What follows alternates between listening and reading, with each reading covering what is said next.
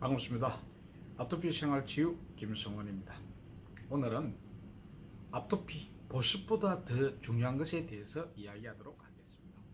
원인도 모르고 치료도 하기 어렵다는 아토피. 아토피 본질에 대해서 접근하지 않고 나타나는 증상에 대해서만 매달리다 보니까 이런 현상이 나온다는 거죠. 아토피의 증상은 피부에서 나타나지만 그 원인이 어디 있느냐, 그걸 밝히되고 원인을 제거할 수 있는 노력을 해야만이 아토피의 본질적인 치료에 접근할 수 있다는 겁니다. 제가 지금 이야기하는 것은 2013년도 자료를 바탕으로 합니다. 한 5년 정도 지났기 때문에 지금은 상황은 조금 달라지겠죠.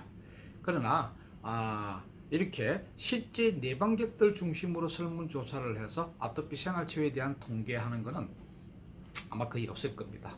저는 전북 진안에 아토피 예방관리센터의 센터장으로 근무하면서 1년 동안 내방객 대략 400명 대상으로 설문조사를 하였고, 그 설문조사에 대한 근거로 오늘 보습보다 더 중요한 내용을 이야기하고자 합니다. 이 경증 아토피 환자 같은 경우에서는 보습도 굉장히 중요하고, 보습을 하면은 바로바로 좀 효과도 나오고 있습니다. 근데 하루에 3번 보습제를 발라야 된다고 나와 있죠. 일상생활 하다 보면은 보습제 3번 바르기는 굉장히 어렵고요. 그 다음에 중증인 경우에서는 보습제를 발라봐본들 일시지게 끝납니다. 보습제 효과를 거의 못 느끼고 있다는 게 대부분이죠.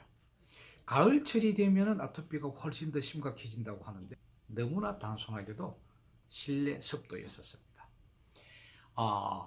오신 분 400명 대상으로 설문조사를 할 때 실내 습도가 몇 %가 좋는지고 물어보니까 대부분 내용을 잘 알고 계셨습니다. 50에서 60% 습도를 유지하는 것이 가장 좋다라고 이야기했었습니다.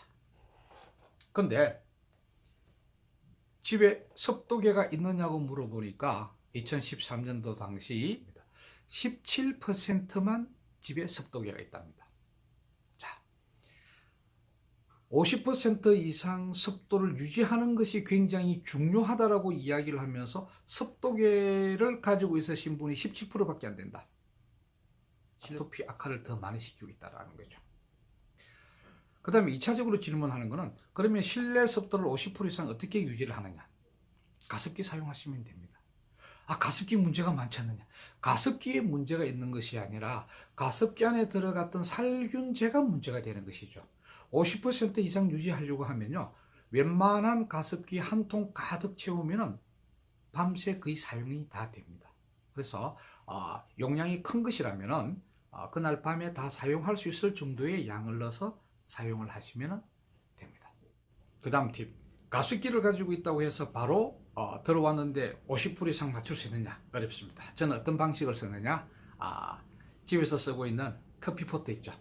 커피포트 뚜껑을 열어놓고 올리고 있으면 아주 빠르게 실내 습도가 올라갈 수가 있습니다. 두 번째는 큰 수건이나 수건을 여러 장 물에 적셔서 바닥에 놓아두면 또 밤새 습도 유지가 쉽게 할 수 있습니다. 요약하겠습니다. 아토피 생활치유, 실내 습도 50% 이상 유지하고 반드시 습도계로 확인하자입니다.